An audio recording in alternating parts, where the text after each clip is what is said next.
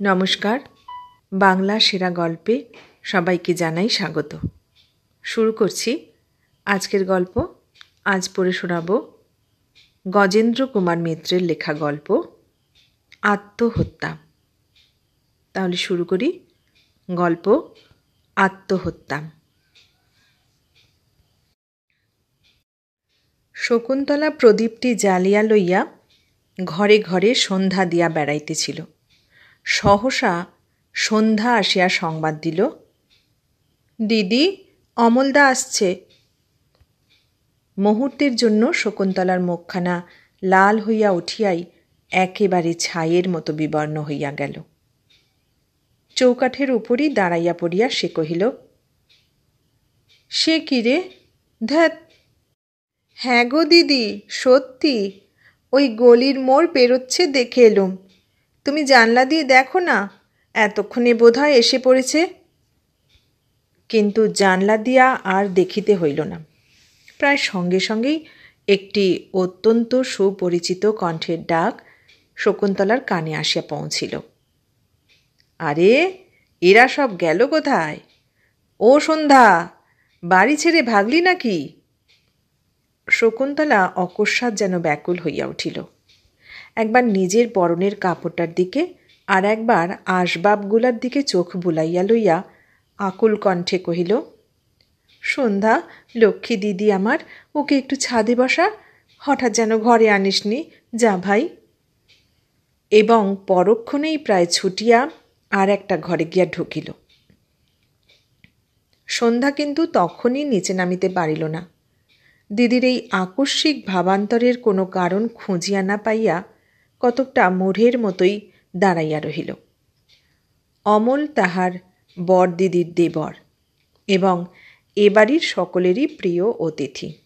বিশেষ করিয়া সন্ধ্যা তাহার জ্ঞান হইবার পর হইতেই দেখিয়া আসিতেছে যে এই প্রিয়দর্শন এবং প্রিয়ভাষী তরুণটিকে দেখিলে তাহার মেজদি কিছুটা খুশিই হয়। তাহার জ্ঞান অবশ্য বেশি দিন হয়ও নাই, বছর 2-3 হইবে, কিন্তু তখন ছিল অমল কিশোর মাত্র।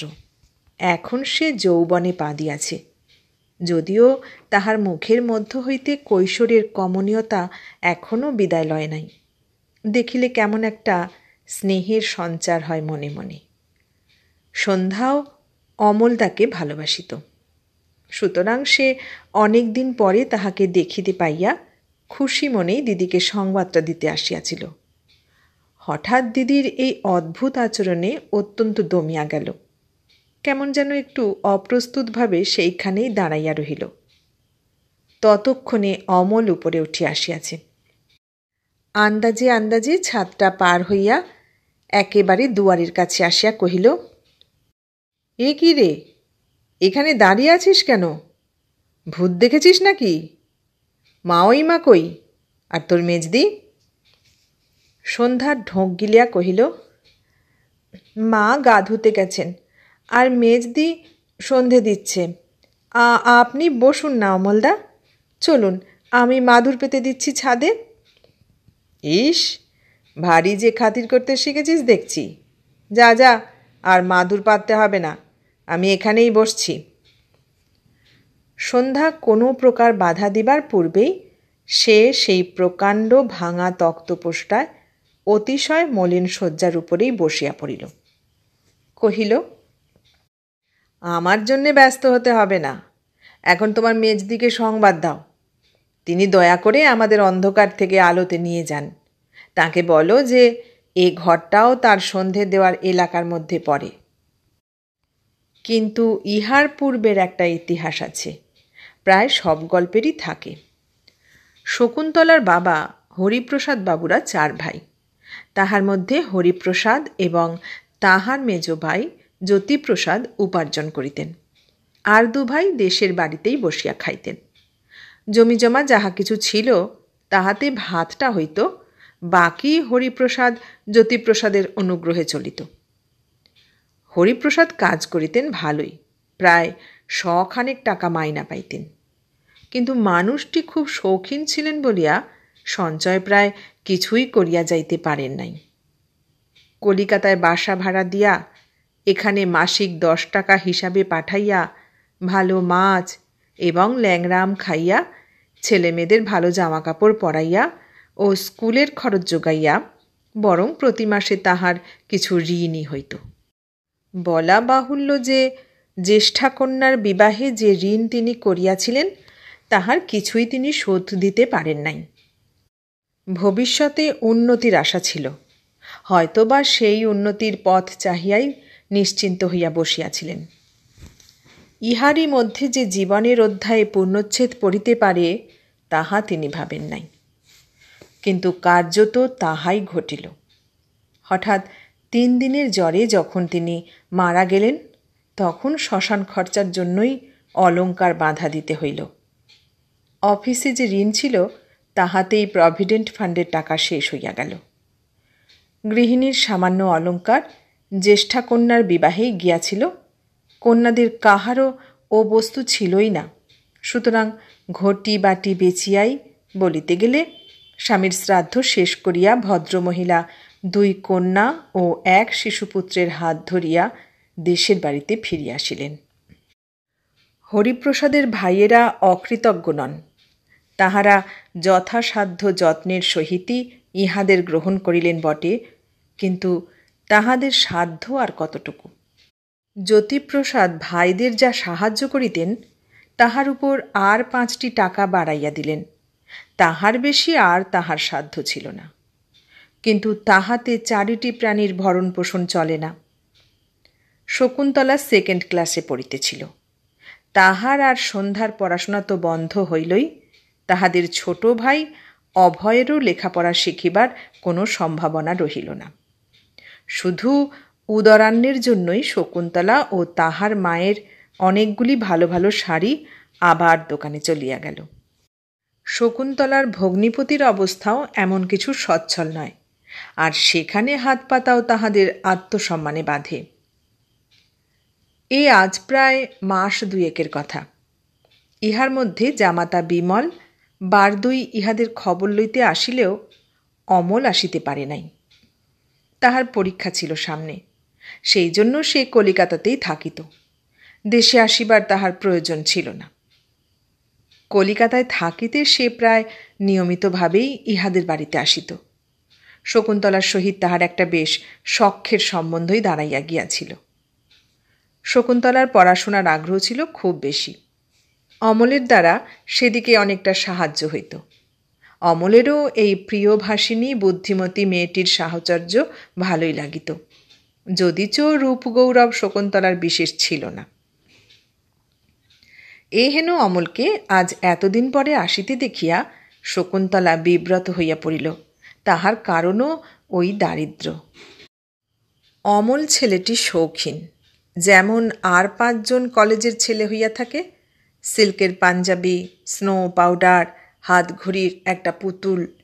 বিশেষ করিয়া ইদানিং যখন সে শকুন্তলাদের বাড়িতে আসিত তখন তাহার প্রসাধনের পারিপাট্য আর একটু বৃদ্ধি পাইত।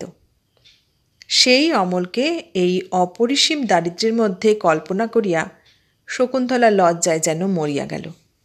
শুধু কি তাই, তাহার নিজের পরনে যে কাপড়টা আছে সেটাও বোধহয় 15 দিন সাবানের মুখ দেখে নাই। পয়সার অভাবে সোডা সাজিমাটিও আনানো যায় নাই। সে এপাশের ঘরে আসিয়া ব্যাকুলভাবে আলনার দিকে চাহিল। না, ভদ্র কাপড় একখানাও নাই। হয়তো এখনও বাক্সটা খুঁজিলে একখানা ফর্সা কাপড় বাহির হইতে পারে, কিন্তু তাহার চাবিও মায়ের কাছে। তাছাড়া মাকে কৈফিয়তি বা কী দিবে? মা যদি হঠাৎ বলিয়া বসেন যে অমল ঘরের ছেলে, ওকে দেখে ফর্সা কাপড় পরবার কি দরকার হলো, তখন কি বলিবে সে? অকস্মাৎ শকুন্তলার আপাদমস্তক ঘামিয়া উঠিল। এপাশে একটা ঈষৎ জীর্ণ নীলাম্বরী শাড়ি আলনার উপর কোঁচানো আছে বটে, কিন্তু সেটাও কয়দিন ব্যবহারের পর তুলিয়া রাখার ফলে তেলে ময়লায় দুর্গন্ধ ছাড়িয়াছে। অথচ যেটা সে পরিয়া আছে সেটা এতই ময়লা যে কোনো মতে ঘরের লোকের কাছেও পরিয়া থাকা যায় না। নীলাম্বরীতে দুর্গন্ধ হইলেও ময়লা বোঝা যায় না, এই একটা সুবিধা। পাশের ঘর হইতে আবার অমলের কণ্ঠস্বর শোনা গেল। ব্যাপার কি? তোমার মেজদি আর নরলোকের মুখদর্শন করবেন না নাকি?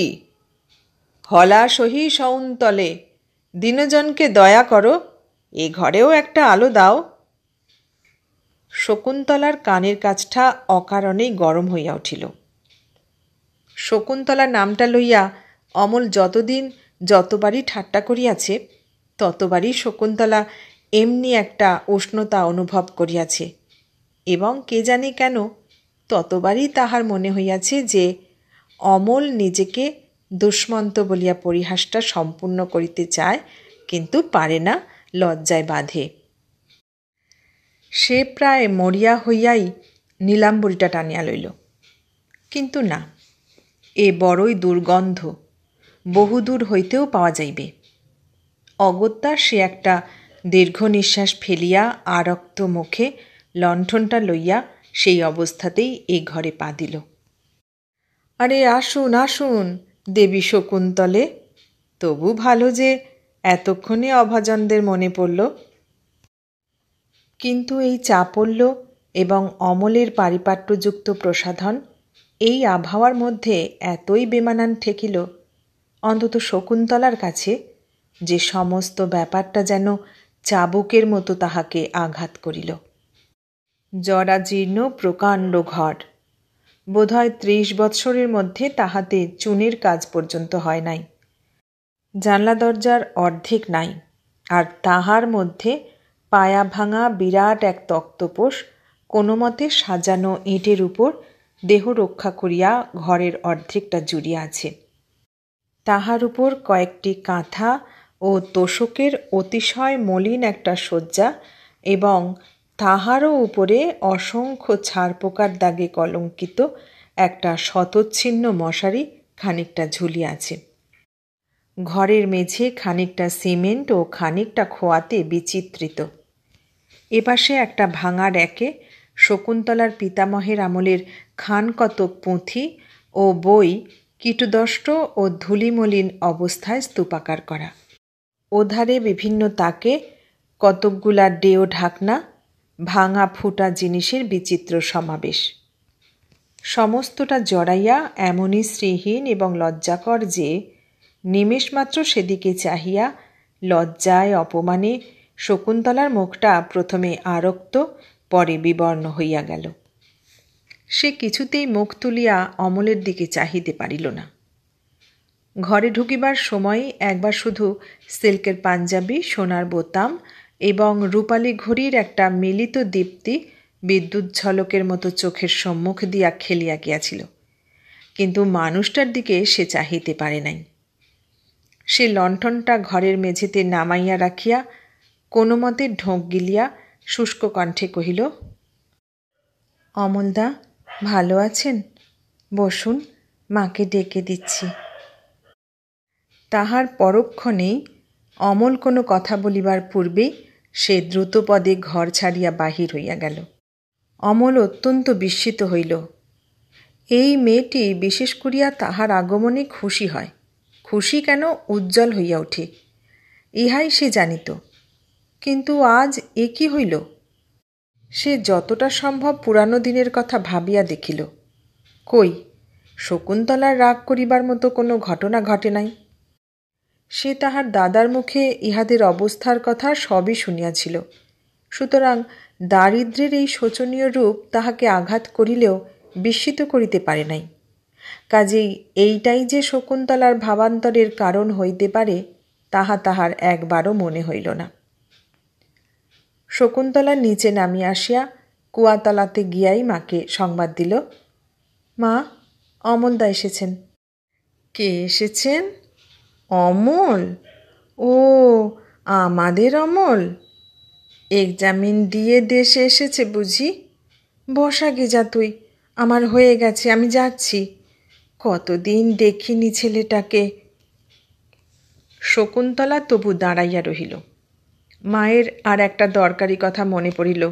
কহিলেন, ঘরে তো বিশেষ কিছু নেই, দেখ দেখি কৌটোটায় সুজি পড়ে আছে কি না, তাহলে উনুনটা ধরিয়ে একটু সুজি করে দে, আর এক পেয়ালা চা। ভাগ্যিস খোকার দুধটা সাবুর সঙ্গে মিশিয়ে ফেলিনি। অকস্মাৎ শকুন্তলার কণ্ঠস্বর তীব্র হইয়া উঠিল। তুমি কি পাগল হলে মা? ওই ঘিহীন সুজি আর ওই জঘন্য চা ও আর খাওয়াবার চেষ্টা করো না। ওসব হাঙ্গামা করে কাজ নেই। মা অবাক হইয়া কিছুক্ষণ মেয়ের মুখের দিকে চাহিয়া থাকিয়া কহিলেন, পাগল আমি হয়েছি না তুই হয়েছিস? অমল আমার পেটের ছেলের মতো, ওর কাছে আবার লজ্জা কি? আর ও না জানেই বা কি? ওর কাছে আমার ঢাকবার তো দরকার নেই কিছু। মেয়ের যত বয়স বাড়ছে তত যেন ন্যাকা হচ্ছেন।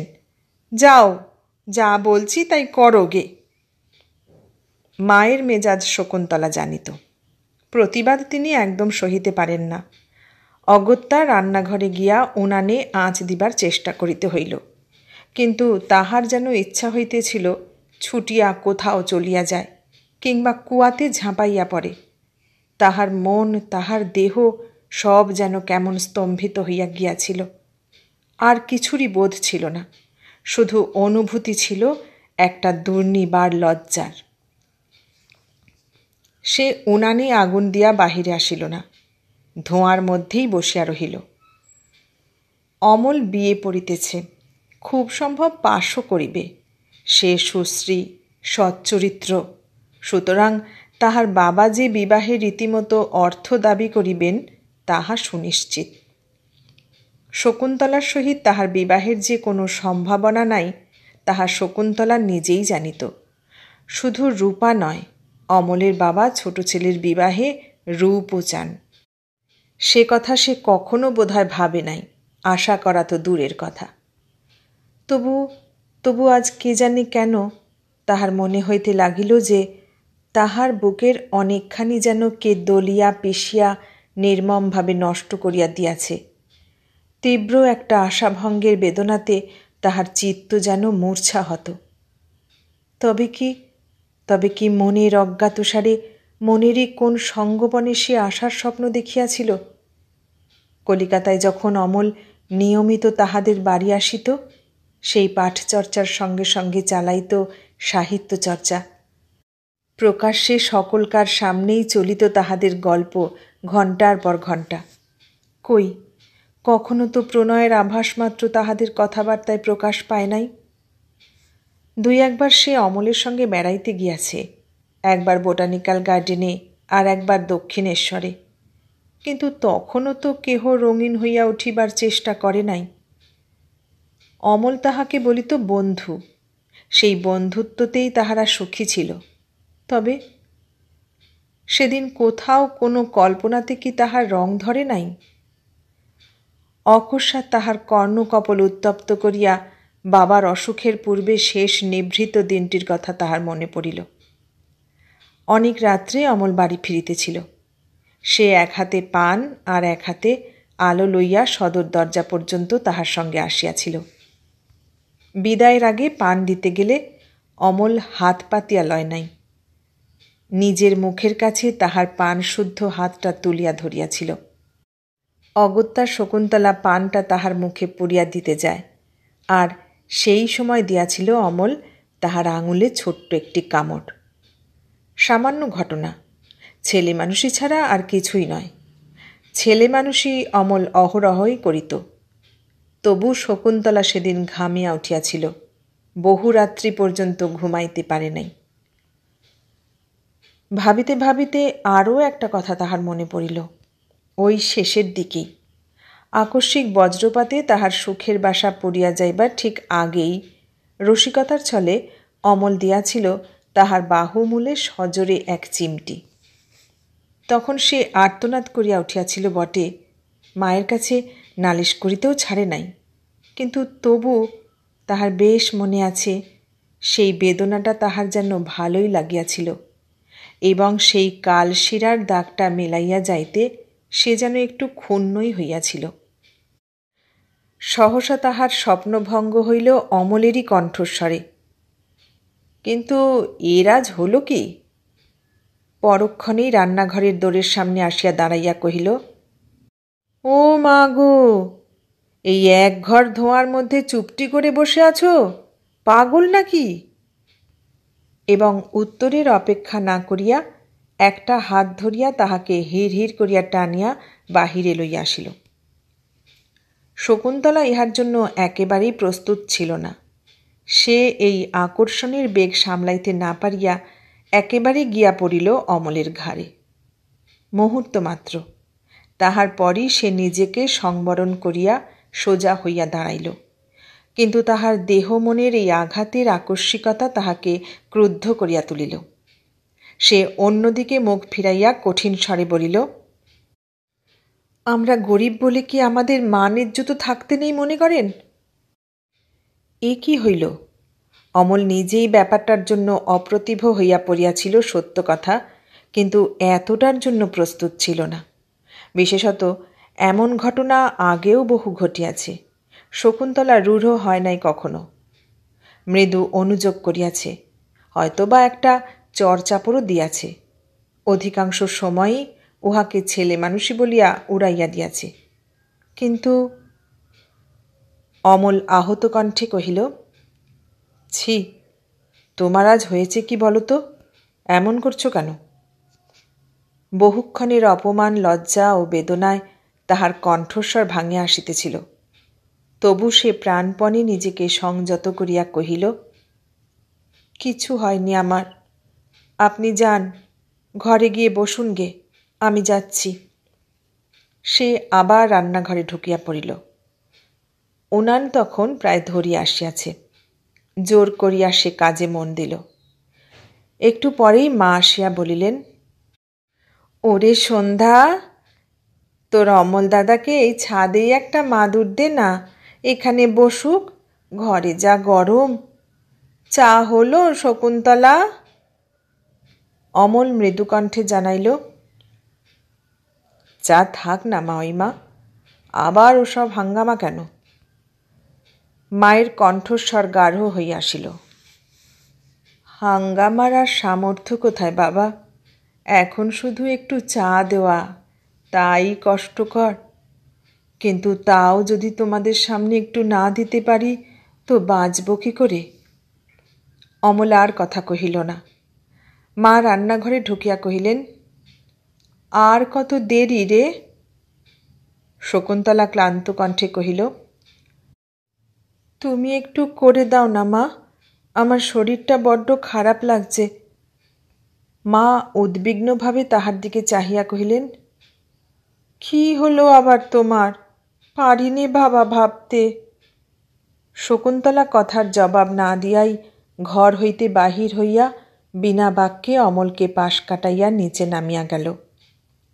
মা হালুয়া ও চা প্রস্তুত করিতে করিতে অনেক কথাই বলিয়া যাইতে লাগিলেন। অমল কিন্তু একেবারে স্তব্ধ হইয়া বসিয়া রহিল। সে কি ইহারই জন্য দীর্ঘ 6 মাস দিন গনিয়াছে? শকুন্তলা যে তাহার মনের কতখানি জুড়িয়া বসিয়াছিল তাহা এই দীর্ঘদিন বিচ্ছেদের আগে বুঝিতে পারে নাই। তাহারা দেশে চলিয়া আসিবার পর কলিকাতার আকাশ বাতাস যখন বিবর্ণ বিস্বাদ ঠেকিল, তখনই প্রথম বুঝিতে পারিল। কিন্তু তখন আর দেশে ফিরিবার কোনো অজুহাতই ছিল না বলিয়া কোনো মতে তাহাকে এই দিনগুলি কাটাইতে হইয়াছে। সবার গোপনে নির্জনে বসিয়া সে দিনের পর দিন স্বপ্ন দেখিয়াছে আবার কবে প্রথম এই মধুর ভাসিনী মেয়েটির দেখা পাইবে। অথচ সে অনেক ভাবিয়াও নিজের কোনো অপরাধ খুঁজিয়া পাইল না। মনে পড়ে কলিকাতা ছাড়িয়া আসিবার দিনটিতে সে স্টেশন পর্যন্ত উহাদের সঙ্গে আসিয়াছিল। গাড়িতে উঠিয়া বসিয়া ও শকুন্তলা কত গল্প করিয়াছে, মায় সাহিত্য চর্চা পর্যন্ত বাদ যায় নাই। শরৎবাবুর কি একখানা উপন্যাস দেশে ফিরিবার সময় অমলকে সংগ্রহ করিয়া আনিতে বলিয়াছিল। অমল সে কথা ভোলে নাই, বই কিনিয়াই আনিয়াছে। বিদায়ের পূর্বে অমলই যেন একটু মুশরাইয়া পড়িয়াছিল। শকুন্তলা তাহা লক্ষ্য করিয়া নানা হাস্য পরিহাসে শেষ মুহূর্তগুলিকে উজ্জ্বল ও সহজ করিয়া তুলিয়াছিল। কোথাও তো কোনো অসঙ্গতি, কোনো ছন্দপতন হয় নাই। তবে শকুন্তলার কাকিমা কোথায় বেড়াইতে গিয়াছিলেন। তিনি ফিরিয়া আসিয়া অমলের পাশে বসিলেন। তাহার ছেলে মেয়েরাও ঘিরিয়া ধরিল। এই ছেলেটি এ বাড়ির সকলেরই প্রিয়। অনেক দিন পরে তাহাকে পাইয়া তাহারা কলরব করিয়া উঠিলেন। কিন্তু অমলের তখন এসব অসহ্য বোধ হইতেছে। সে যেন পলাইতে পারিলে বাঁচে। কোথাও নির্জনে বসিয়া তাহার একটু নিঃশ্বাস ফেলা দরকার। চা ও খাবার শীঘ্রই আসিয়া পৌঁছিল। তাহার তখন খাইবার মতো অবস্থা নয়।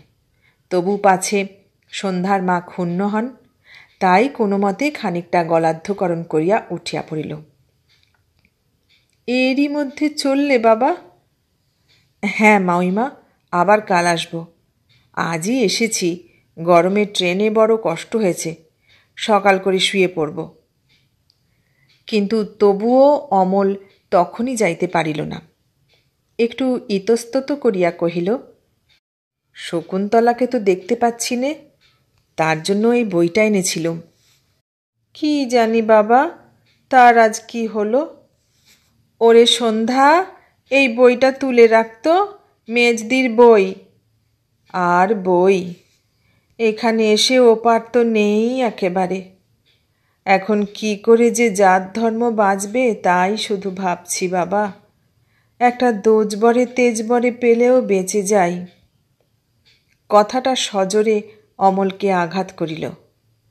এ ব্যাপারটা সে ভাবেই নাই। সত্যই তো, শকুন্তলার বিবাহের বয়স তো অনেক দিনই আসিয়াছে। সে তাহলে আসি বলিয়া নিচের দিকে পা বাড়াইল। আশা ছিল বিদায়ের পূর্বে অন্তত শকুন্তলার দেখা মিলিবে, কিন্তু কোথাও তাহার কোনো সম্ভাবনা রহিল না। ওরে, তোর অমলদাকে আলোটা দেখালি না? মা কহিলেন। না, আলোর কোনো দরকার নেই, আলো রয়েছে। অমল তাড়াতাড়ি সিঁড়ি বাহিয়া নামিয়া আসিল। নিচের তলাটা যেমন অন্ধকার তেমনি ভাঙা ও স্যাঁতস্যাঁতে। এখানে প্রায় কেহই থাকে না, শুধু কাঠকুটা আবর্জনা রাখা হয়। সেখানে সে কাহাকেও দেখিবার আশা করে নাই। কিন্তু একেবারে সদরের কাছে গলিপথটায় গিয়া দেখিল, একটি কেরোসিনের ডিবা পাশে রাখিয়া দেওয়ালে ঠেস দিয়া চুপ করিয়া বসিয়া আছে শকুন্তলা। দৃষ্টি তাহার কম্পমান দীপশিখার উপর নিবদ্ধ। অমল কাছে যাইতেই সে চমকিয়া উঠিয়া দাঁড়াইল। অমল আরও কাছে আসিয়া তাহার সেদ সিক্ত হাত দুইটি জোর করিয়া নিজের হাতের মধ্যে ধরিয়া কহিল, কি হয়েছে কিছুতেই বলবে না কুন্তলা? কেন তুমি এমন বিরূপ হয়ে রইলে আমার ওপরে? কুন্তলা, অমলের আদরের ডাক। অকস্মাৎ একটা প্রবল কান্না যেন শকুন্তলার কণ্ঠ পর্যন্ত ঠেলিয়া উঠিল। ক্ষীণ আলোক, তবু তাহাতেই অমলের চক্ষু দুইটি বড় করুণ, বড় অসহায় ঠেকিল। শকুন্তলার বুক কাঁপিয়া উঠিতেছিল, কিন্তু সেই করুণ দৃষ্টির পিছনে যে সিল্কের পাঞ্জাবি ও সোনার বোতাম ঝলমল করিতেছিল, সেটাও চোখে পড়িতেই সে আবার নিজেকে কঠিন করিয়া লইল। ধীরে ধীরে হাতটা ছাড়াইয়া লইয়া শান্ত উদাস কণ্ঠে কহিল, কিছুই হয়নি অমলদা, আমরা বড় গরিব, দিনরাত অভাবের সংসারে খাটতে হয়, তাই হয়তো সবসময় হাসি মুখ রাখতে পারি না। তাতে যদি ত্রুটি হয়ে থাকে তো মাপ করবেন। অমলের ওষ্ঠ দুইটি কিছুক্ষণ নীরবে কাঁপিবার পর স্বর বাহির হইল, বিনা অপরাধে কেন যে বারবার এমন আঘাত করছ শকুন্তলা, বুঝতে পারছি না। থাক, তুমি শান্ত হও, তারপর একদিন আমার দুষ্কৃতির কথা শুনব। কিন্তু তবু সে চলিয়া যাইতে পারিল না। শুধু শকুন্তলা অহেতুক একটা ক্রোধে যেন জ্ঞান হারাইল।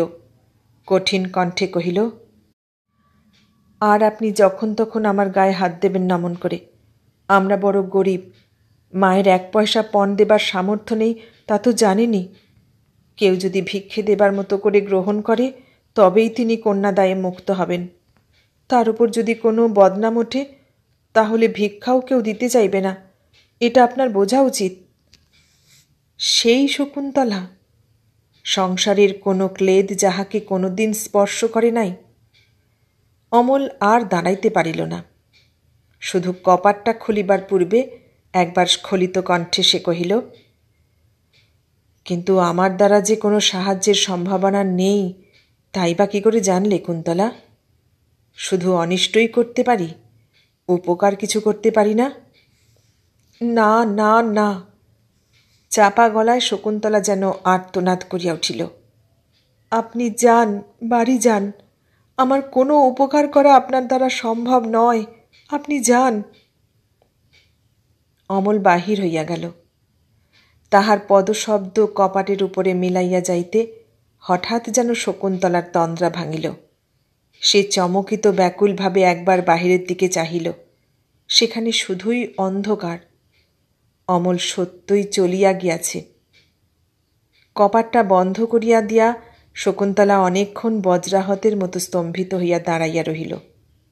তাহার পর মাটির উপর লুটাইয়া পড়িল। অমল শেষ যেখানে দাঁড়াইয়া তাহার সহিত কথা কহিয়াছিল সেইখানে মুখ রাখিয়া ফুলিয়া ফুলিয়া কাঁদিতে লাগিল। মনে হইল আজ সারা রাতের মধ্যে এ কান্না যেন থামিবে না। উপরে তখন শকুন্তলার মায়ের উদ্বিগ্ন কণ্ঠস্বর শোনা যাইতেছিল। এতক্ষণ শুনলেন গজেন্দ্র কুমার মিত্রের লেখা গল্প আত্মহত্যা। কেমন লাগলো গল্পটা? ভালো লাগলে লাইক, কমেন্ট, শেয়ার করবেন। আর নতুন বন্ধু হলে সাবস্ক্রাইব করার অনুরোধ রইল। সবাইকে অনেক ধন্যবাদ জানিয়ে আজ এখানেই শেষ করলাম।